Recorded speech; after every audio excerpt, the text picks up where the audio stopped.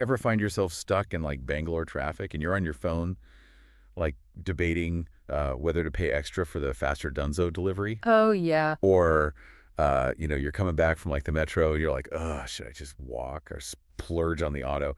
We all feel that pinch, right? Thinking about where every rupee goes. Definitely. Yeah, it's that daily budget. But then you look at the other end of the spectrum and it's almost like a different reality. Totally different planet, it seems sometimes. So today we're diving into this, the Hurun Global Rich List. It's fascinating stuff. It tells us about India's billionaires, how many there are now and how much money they've got. Yeah, and it's not just like a small club anymore. We're talking 284 billionaires in India now. Wow. It's really indicative of like a booming entrepreneurial scene, but it's the combined wealth that's really mind-blowing. Right? 98 lakh crore rupees. Like, try wrapping your head around that. That's like 1/3 of India's entire GDP. Just a handful of people. So we're going to break this down. Who are these people? What industries are they in? And what does it all mean for the rest of us? Trying to make sense of this crazy economy. Exactly. It raises big questions. How is this much wealth even created and concentrated like this? And what does it mean for the rest of society when such a small group holds so much? Right. And the report actually goes into detail on some pretty interesting cases. Like Gautam Adani. Remember last year? He had a bit of a rough patch financially. Yeah, I remember that. Quite a shakeup. Well, guess what? This year, he's actually seen the biggest wealth increase globally, like 1 lakh crore rupees added to his fortune. Oh, wow. He's back up to 8.4 lakh crore total. It's a crazy comeback story, like a phoenix rising or something. So what happened? What drove this huge turnaround? Was it policies, market trends? Well, it's probably not just one thing, He's heavily invested in infrastructure and energy. Those sectors have been getting a lot of government attention recently. Yeah. And market sentiment can be fickle. Yeah. A bit of good performance can snowball into rapidly increasing perceived wealth. Yeah. This really shows how everything's connected. The policies, the markets, individual business strategies. It's a complex ecosystem. For sure. And then you have Mukesh Ambani. His wealth actually went down this year, about 13%, which still leaves him at a cool 8.6 lakh crore rupees. Wow. That's still a mind-boggling amount. Right. I mean, we're talking a dip that most of us wouldn't even dream of. It's like, oh, darn, should I get the slightly smaller yacht this year? But still, he's the richest person in Asia, so not exactly struggling. But what could cause this decline even while others are soaring? It could be market corrections in the sectors where his wealth is concentrated, or changes in investor sentiment, maybe even some strategic business decisions he's made. Right. It's a reminder that even at that level, wealth isn't static. Markets fluctuate, and the economy is constantly evolving. Nothing stays the same forever. True. Now, this next bit I found really surprising. Apparently, Indian billionaires, on average, are actually wealthier than their Chinese counterparts. Really? Yeah. So an average Indian billionaire has about 34,514 crore rupees, while in China, it's more like 29,027 crore. I wouldn't have guessed that. I know, right?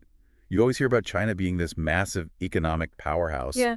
especially in tech plant. They have TikTok, Shane, huge companies. So what does this tell us? Is there something different about how wealth is built in these two countries? It could point to different economic models, right? Yeah. China's growth has been incredibly fast. They have tons of successful people, especially in tech and manufacturing. Yeah. In India, though, wealth might be more concentrated in older industries or family-run businesses that have been around for a while. It could also be about the different rules and regulations each country has, how open they are to different kinds of businesses. Now, this makes you think. Another interesting point is that Mumbai is no longer the billionaire capital of Asia. That title now goes to Shanghai. Now, you might be thinking, what does that have to do with my life, in Patna or wherever? Yeah. But think about it. When a city attracts a ton of wealth like that, what happens? Property prices skyrocket. The cost of living goes through the roof. Even competition for resources gets tougher. Absolutely. So even if we don't interact directly with these super rich people, the fact that their wealth is concentrated in certain places can have ripple effects. It can make things like affordable housing even harder to find in big cities. You're right. It can really exacerbate the divide between the haves and have-nots in those urban areas. It puts a strain on everything: infrastructure, public services. It's a lot to handle. Exactly. So let's look at where all this wealth is actually coming from. According to the report, the biggest sector for billionaires is healthcare. There are 53 of them in that industry. Healthcare. Makes sense. Right. It's a growing field, always in demand. Then you have consumer goods with 35 billionaires and industrial products with 32. I mean, think about it. We have a huge and growing population, lots of people buying stuff. And the push for industrial development is only going to increase. Makes sense that these areas would be churning out billionaires. Yeah. In healthcare specifically, you have the increasing privatization of services. The pharmaceutical industry is booming. Research, manufacturing, specialized care, it's all contributing. And then consumer goods. India has a massive middle class that's getting wealthier, so there's a huge market for all sorts of brands, both new and established ones. Right. And in industrial products, it's the government's infrastructure projects and the growth of manufacturing that are creating opportunities for big profits. So it's not just the old guard making money. The report also highlights some young entrepreneurs, like Shashank Kumar and Harshal Mathur. They founded Razorpay. Razorpay. Oh, yeah, I've heard of them. They're both just 34 years old, and each one's worth a whopping 8,643 crore rupees. That's crazy. I mean, most people their age are worried about getting a home loan or paying their bills each month. Yeah, that's true. What does it say about India that such young people can build this kind of wealth? I think it shows the power of technology, especially in India where the economy is becoming more digital every day. These guys saw an opportunity in the fintech space, and they seized it. It proves that you don't have to be in some old traditional industry to make it big. Disruption and innovation can pay off big time, and it's happening faster than ever. The startup scene in India is exploding. It's exciting to see. And of course, we can't forget about inheritance. Roshni Nadar Malhotra is now the wealthiest woman in India. Really? Yeah. She inherited a huge chunk of HCL, and her net worth is a massive 3.5 lakh crore rupees. Talk about a different starting point in life. Some people inherit fortunes like that, while others are just trying to scrape together enough to buy groceries. It's a stark contrast, definitely. Inheritance plays a huge role in wealth concentration all over the world, but in India, family-owned businesses are very common, so wealth gets passed down through generations and keeps accumulating. Right. Makes you wonder about how fair things really are. If you're born into that kind of money, you're set for life. But what about everyone else? Is wealth really about hard work, or is it just luck of the draw? Yeah, it raises some tough questions about equality of opportunity. How much is merit and how much is just what you're born into? It's a complex issue. Absolutely. And it's important to remember that this whole billionaire boom story isn't the only side of the coin.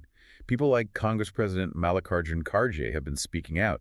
They point out that while the super rich are getting richer, the average worker's wages have hardly moved. Yeah, that's the flip side of this whole thing. The report focuses on the top, but what about everyone else? Exactly. And Kharge even referenced a report by the International Labor Organization, the ILO. It shows that real wage growth in India has plummeted. Like Yeah. in 2006, it was 9.3%. Now in 2023, it's just 0.1%. That's a huge drop. It seems like the economic growth we keep hearing about isn't reaching everyone equally. That's concerning. There could be a lot of reasons for this. Automation is taking over some jobs. More people are working in informal sectors where wages are lower and there are fewer regulations. Maybe workers don't have enough bargaining power to demand higher pay. It's a multifaceted problem. And Kharge went even further. He said current economic policies might be making inequality worse than it was even in pre-colonial times. Yeah. That's a serious accusation. It is. These kinds of claims about historical inequality are usually based on long-term studies of income and wealth distribution. Looking back decades or even centuries, they analyze things like tax records, household surveys, all sorts of historical economic data, Right. trying to piece together how inequality has changed over time. Of course, it's hard to find reliable data from pre-colonial times, so they often have to make estimates and use indirect measures.